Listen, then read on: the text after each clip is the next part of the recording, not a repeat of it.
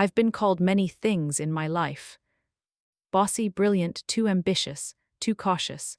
A visionary, once in a magazine profile my mother clipped and kept on her fridge until the paper yellowed and curled at the edges.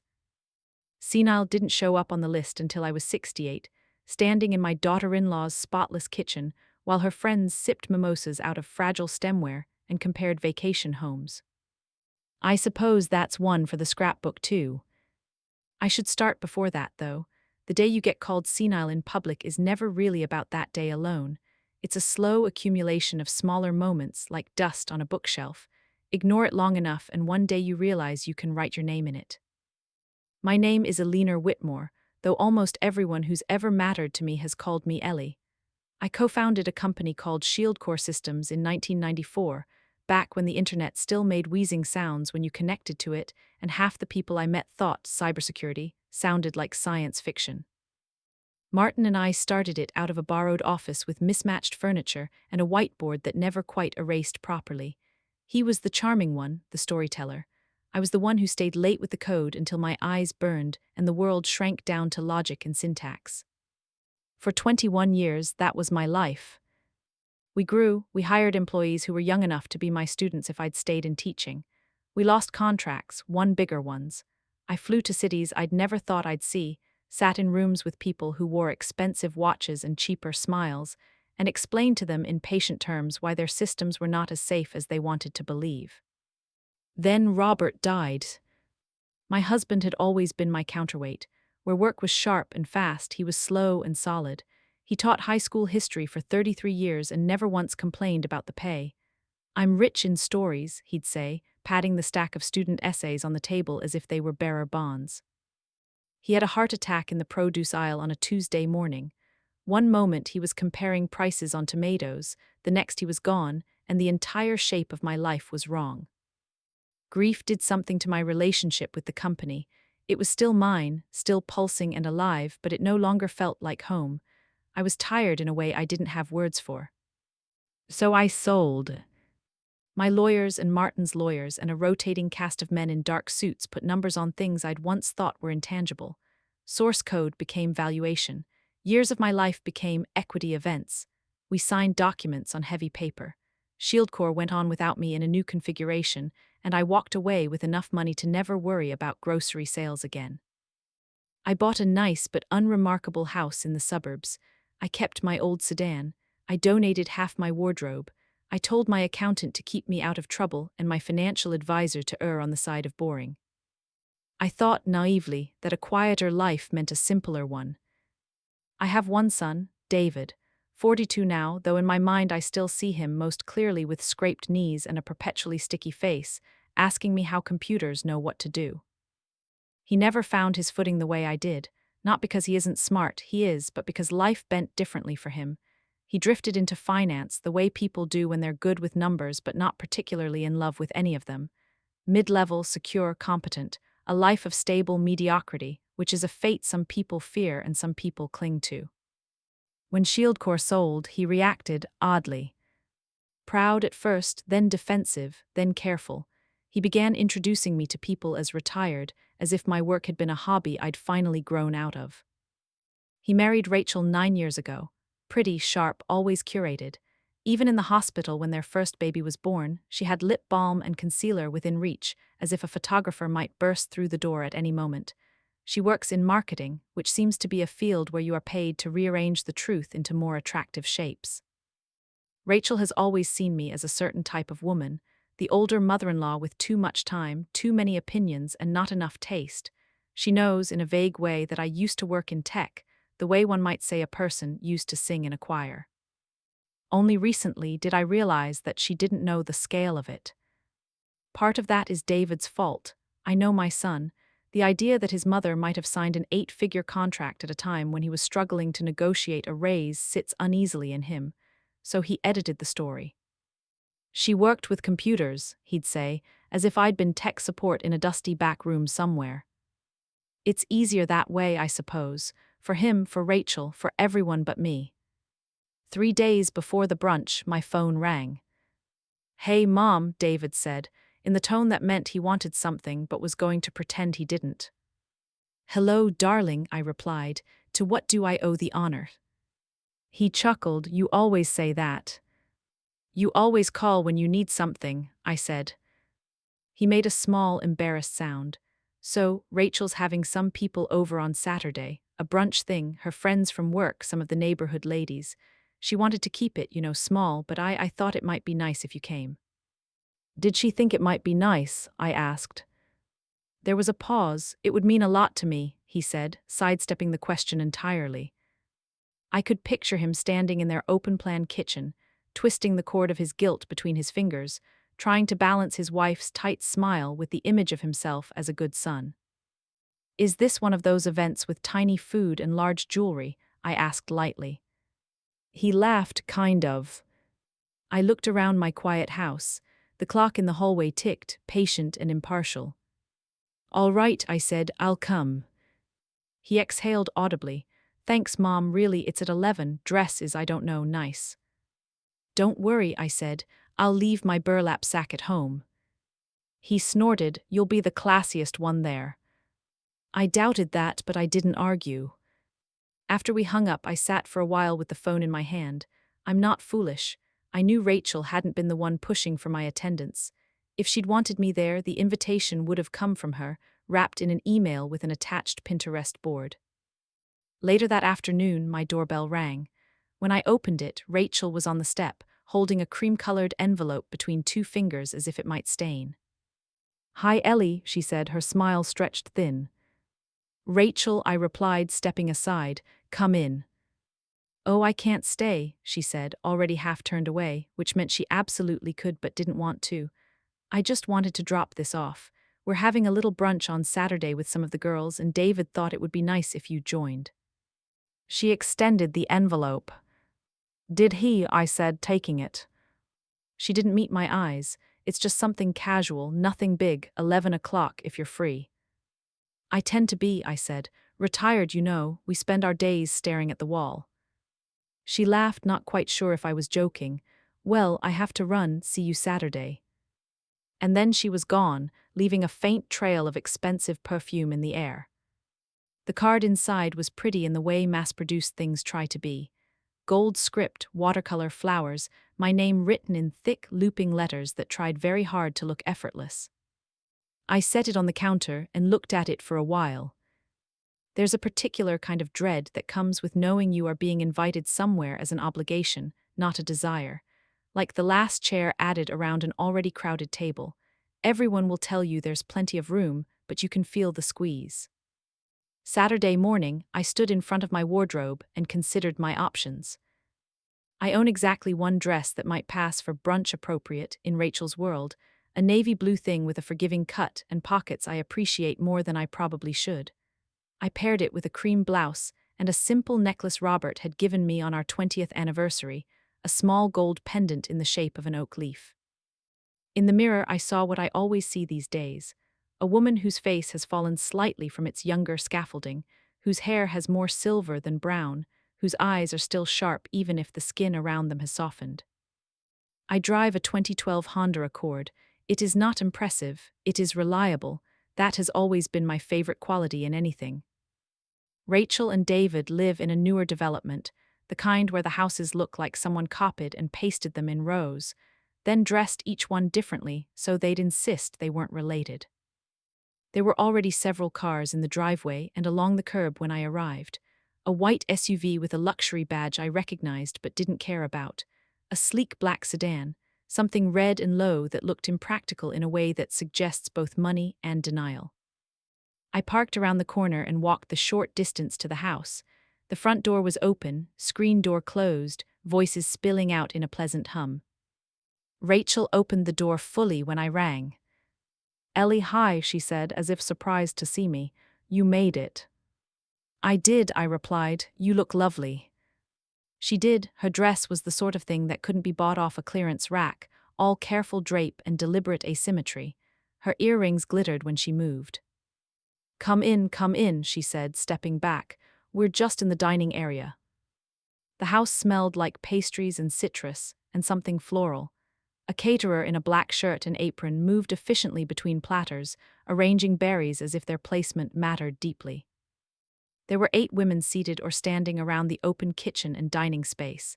I recognized 1 or 2 from photos David had shown me. All were in their 30s or early 40s. All wore some combination of silk, linen, and quiet competition. "Everyone, this is David's mom, Ellie," Rachel said, making a small circling gesture with her glass as if presenting an exhibit. A chorus of greetings followed, smiles, head tilts, assessments quickly disguised. I took a seat near the corner of the table, where I could see the room without having to turn my head too much. Conversation flowed around work, marketing campaigns, difficult clients, promotions dangled and rescinded. It moved into children, schools, tutors, extracurriculars that sounded like part-time jobs. Then to vacations, ski trips, beach houses, something about a vineyard I had never heard of but nodded along to anyway. Every now and then, someone would remember I existed and toss me a question like a crumb. "And do you live nearby, Ellie?" "Yes, just a few miles over." "Do you like it there?" "I do, it's quiet. The lilacs on my street are beautiful in the spring." They smiled, satisfied, and returned to their own orbit. After about an hour and 2 cups of tea I'd pretended to enjoy, a woman with glossy hair and a blazer that cost more than my first car turned to me. "So, Ellie," she said, with the bright interest of someone adding variety to a conversation, "what did you do before you retired?" I opened my mouth. Before I could speak, Rachel laughed. "Oh, Ellie was in computers or something back in the day," she said, waving one manicured hand as if swatting at a fly. "Honestly, she doesn't really remember much anymore, do you, Ellie?" There was that moment, just a beat, where everyone waited to see if it was a joke. Rachel lined in. "She's a little senile now, honestly," she continued. "Sweet, but not all there anymore. We're actually looking into assisted living options because she keeps forgetting things." The word landed like a dropped glass. "Senile. Sweet. Not all there." A couple of the women tittered politely, the way people do when they're not entirely sure if they're supposed to find something funny. One, the one with the blazer, looked mildly uncomfortable. Another took a sip of her mimosa and glanced at me with quick, darting eyes, as if checking for visible cracks. I felt the insult, of course, a hot, sharp sting just beneath my ribcage. But it did not surprise me. What surprised me was how calm I felt. I set my teacup down carefully, aligning it with the saucer. I looked out the window at the immaculate backyard, the trimmed hedges, the patio furniture with cushions that had never known rain. I thought about all the things I could say. I could list the conferences I'd spoken at, the patents with my name on them, the nights I'd stayed awake debugging code in a haze of caffeine and determination long after Rachel had gone to whatever party she'd enjoyed in her 20s. I could mention the year the board had tried to push me aside for a younger male CEO, and how I'd held my ground so firmly they eventually apologized. I could bring up the sale, the number, the fact that the balance in my accounts could buy and sell this entire street 3 times over. Instead, I took a breath, let it out, and said nothing. Dignity doesn't always require a response. Sometimes silence is the only thing that separates you from the person who just called you less than you are. "Oh, don't be mean," one of the friends said half-heartedly to Rachel. "My grandma forgets stuff all the time, it's normal." Rachel shrugged, smiling. "I'm just being honest. You don't know what it's like until you deal with it up close." She said it as if I wasn't sitting 3 feet away. I adjusted the napkin on my lap. The conversation flowed away from me like water around a stone. They moved on to discussing some new restaurant downtown. Someone laughed too loudly. Someone else complained about their mother-in-law's meddling. I let their words wash over me and thought about memory. How selective it is. How sometimes the real forgetting isn't on the part of the person being labeled senile, but on the part of the people who no longer bother to remember who she was before they decided who she is. About 20 minutes later, the doorbell rang. Rachel excused herself in a flurry of linen and perfume. "Probably the florist," she said. "They were supposed to bring fresh arrangements for the table, but you know how vendors are." I heard the door open, voices murmur, the pitch of hers change. She said louder now. Ellie, there's someone here for you. That caught the room's attention. For a moment, I couldn't imagine who it might be. Most of my friends call before visiting. The idea of an unannounced drop-in felt like a relic of another time. I rose slowly, it doesn't do to show your joints complaining in front of hostile witnesses, and walked toward the foyer. There, framed by the doorway, stood a man I hadn't seen in nearly a decade. Tall as ever, though he'd shrunk a bit at the shoulders, his once black hair gone almost entirely silver, tailored suit, polished shoes, eyes that crinkled when he smiled. He was holding a bouquet of flowers and a gift bag. "Martin," I said, feeling something in my chest loosen that I hadn't realized was tight. "Ellie," he said, his face lighting up in a way I have only ever seen from him and my late husband. "There you are. I was worried I'd gotten the wrong house." We met halfway and hugged, the flowers awkward between us. "I'm so sorry to interrupt," he said, turning his head toward the living room where 8 carefully curated women had gone utterly still. "I'm looking for Eleanor Whitmore. I was told she might be here today." Rachel hovered at the edge of the foyer, smile frozen in place. "And you are?" she asked, her voice higher than before. "Martin Chen," he replied easily. "Ellie and I built Shield Core systems together." The name landed like a dropped stone in a still pond.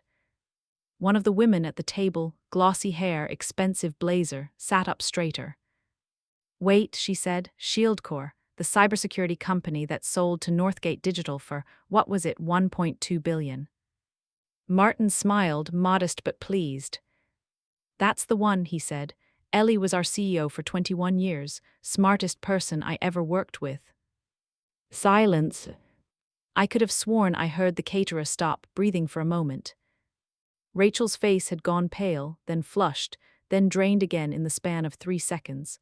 Her hand tightened around her champagne flute until I half expected the glass to shatter. Behind her, I saw the calculations in her friend's eyes. Shield Core, 1.2 billion, CEO, smartest person he ever worked with. Senile.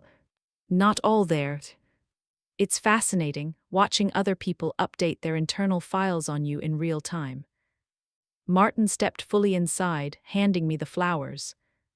"I've been trying to reach you," he said.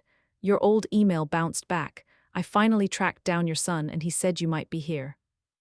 I glanced at Rachel, whose mouth opened just enough to reveal that perhaps my son hadn't mentioned the purpose of Martin's call. "Oh," I said, "what's all this in aid of?" He held up the gift bag, then shook his head as if still slightly amused by it all. "I'm in town for the Innovators Summit," he said. "They're giving you the Lifetime Achievement Award this year. Didn't anyone tell you?" Behind us, a fork clinked against a plate, either from shock or a hand suddenly gone slack. I blinked. "I know," I said slowly. "No one told me." Martin frowned, genuinely puzzled. "Well, that explains why you did RSVP," he said. "They've been trying to reach you. They wanted to surprise you on stage. Apparently they think it's inspiring when people see a woman of your age up there." I snorted before I could stop myself.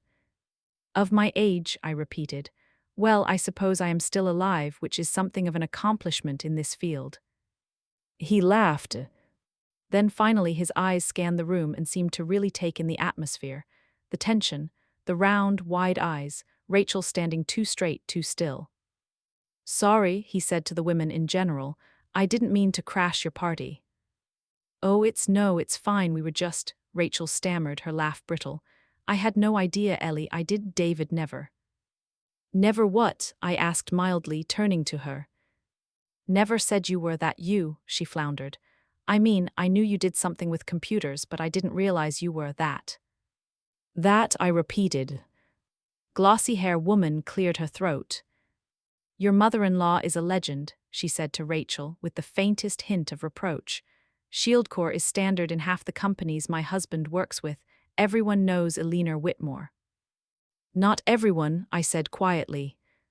The words weren't bitter, just true. Martin looked between us, his brow furrowing. Did I walk into something? "Yes," I said, "but it's not your fault." I turned back to the women at the table, to Rachel, whose cheeks now matched the pink in her dress. Martin, I said, still facing them, I think there's been some confusion here. I let my gaze rest on Rachel, not unkindly but unflinching. Apparently I'm senile now, I continued. I forget things, not all there, that's what was just said about me. I said it the way I might present a piece of data in a board meeting. Calm, precise, impossible to argue with without looking foolish. Martin stared at Rachel. Is that what someone said about her? He asked, his voice losing some of its easy warmth. No one answered. Rachel opened her mouth, closed it, swallowed. I was just joking, she managed finally. You know how it is, we were all just Ellie, you know I didn't mean it like that. I thought about all the times women have been told someone didn't mean it like that. I thought about how intentions rarely soften the bruise when the fist has already landed. I looked at Rachel for a long moment. Rachel, I said, my voice still even, I've built systems that protect hospitals, banks, and governments. I've sat across from senators and negotiated with Fortune 500 CEOs. I've buried a husband, sold a company, and started over at 60. I could feel the room leaning toward me. I don't forget things, I said. I choose what's worth remembering. There was no malice in it, just fact. I turned to Martin. Would you like to get coffee? I asked him. I think I've had enough brunch. His face broke into a grin. I'd love that. I set the flowers gently on the entryway table, picked up my purse from the hook by the door where Rachel had hung it when I arrived, and turned back to the room one last time. Thank you for having me, I said politely. The food was lovely. Then I walked out. No dramatics, no slammed doors, just the sound of my sensible shoes on the polished floor, carrying me away from a room full of women who had just been introduced to a version of me they didn't have space for in their afternoon gossip. Outside, the air felt cooler, cleaner. Martin held the door open for me, as he always has, then followed me down the front steps. Senile, he muttered once we were out of earshot. Good grief, some people. I'm sure it was terribly funny in context, I said. He snorted. I've sat in rooms with you where half the men didn't understand half of what you were saying. If you're senile, the bar for everyone else just dropped into the basement. I laughed then properly. The tension in my shoulders loosened and my spine felt lighter. We went to a cafe a few blocks away, the kind with mismatched chairs and baristas who have opinions about beans. We talked for 2 hours, about the summit, about the industry, about his grandchildren, about the way tech had sprinted ahead and sometimes tripped over its own feet. When he dropped me back at my house, he squeezed my hand. You're coming to the ceremony, he said, leaving no room for argument. I'll think about it, I said, which in my language meant yes. Good, he replied, because if you don't, I'm retiring the whole category. No one deserves it more than you. After he left, I stood in my quiet kitchen and let the day settle around me. The phone rang that evening. David. Mom, he said without preamble, what happened today? I could hear it in his voice, the strain, the embarrassment, the anger he wasn't sure where to aim. I went to brunch, I said. I met some of Rachel's friends, the quiche was passable. Mom, he said again, exasperated. She's in pieces. Apparently Martin Chen showed up and there was some kind of scene. Ah, I said, the tech world is a small place. Why didn't you tell us, he asked, about the summit, about the award, about any of it? About my career, I asked, or about the parts of it you edited out when it made you uncomfortable? He was silent. Rachel told people you were, he hesitated. She said she was joking. That's not how it sounded when I heard it secondhand. Senile, I supplied, not all there, looking into assisted living, ring any bells. He groaned softly. I am so sorry, Mom, I should have been there, I should have stopped her, You weren't there, I said, you can't change that now. I've let her talk down to you for years, he said, the confession tumbling out. I told myself you didn't notice, or that you didn't care, or that it was just her sense of humor. But hearing what she said today with her friends there, and then learning who was in the room when Martin walked in, God, Mom, I'm humiliated. Humiliation is an interesting teacher, I said, leaning against the counter. It usually arrives late, but it does its job. I've been embarrassed by you, he blurted. I blinked. Well, that's honest. Not by you, he corrected quickly. By me, by the comparison. I've spent my whole adult life feeling like whatever I did would always be less than what you did, and instead of dealing with that, I let people believe you were smaller, so I didn't have to feel that way. I let that sit between us. Do you know what I wanted, David? I asked finally. He sniffed. For me to be the next you. No, I said, for you to be the first you. I didn't raise you to be my sequel. I raised you to be your own story. He was quiet. As for Rachel, I continued, her words say more about her fear of becoming old than about my actual mind. That doesn't mean they didn't hurt, but I don't need you to defend me, darling. I've been defending myself longer than you've been alive. What do you need from me then? He asked, his voice small. I need you to see me, I said, not just as your mother, not as a threat to your ego, as the woman I actually am, the one who existed before you were born and will, God willing, exist a little while after you finish this sentence. He exhaled, shaky. I'm proud of you, he said, so softly I barely heard it. Good, I replied, now catch up.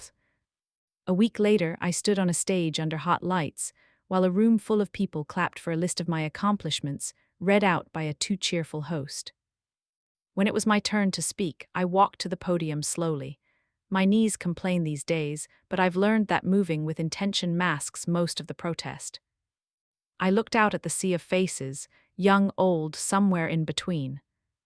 Thank you, I said. I won't keep you long. At my age, we've already used most of our allotted minutes. Best not to waste the rest with too much talking. A polite ripple of laughter. I co-founded ShieldCorps when the world thought the internet was a hobby, I continued. Over the years, I've been called many things: ambitious, difficult, visionary, unreasonable, sometimes in the same meeting. A bigger laugh. Lately, I said, I've acquired a new title, Senile. A murmur. I mention this not to embarrass anyone, I said, but to make a point. I rested my hands lightly on the podium. People will always try to make you smaller than you are, I said, because it makes their world easier to understand, because it makes their own choices feel safer, because your full size is inconvenient to them. I paused. Let them, I said, let them forget, let them misjudge, let them underestimate. None of that changes the work you've done or the life you've built. I thought of Rachel's kitchen, of Martin at the door, of my son on the phone finally speaking the truth. And then, I added, when the time is right, remind them exactly who they were talking to. The applause started slowly, then grew. Someone stood, then another, a wave. I don't live for moments like that. But I do remember them. Back at home, a few days after the summit, an envelope arrived in the mail. My name, written in careful, looping script I recognized from thank you cards and grocery lists. Rachel. I made tea before I opened it, not as a ritual, just as a kindness to myself.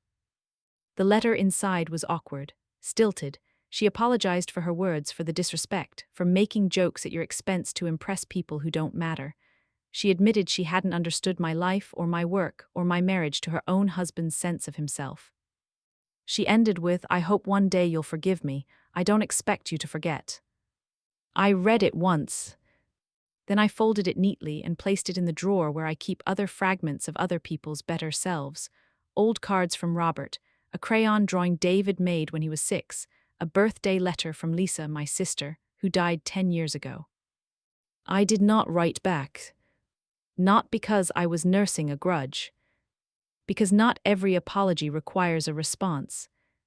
Sometimes the apology is not for you at all. It's a bridge the other person must build to cross back into their own integrity. I made myself another cup of tea and sat by the window. Outside, the light was soft.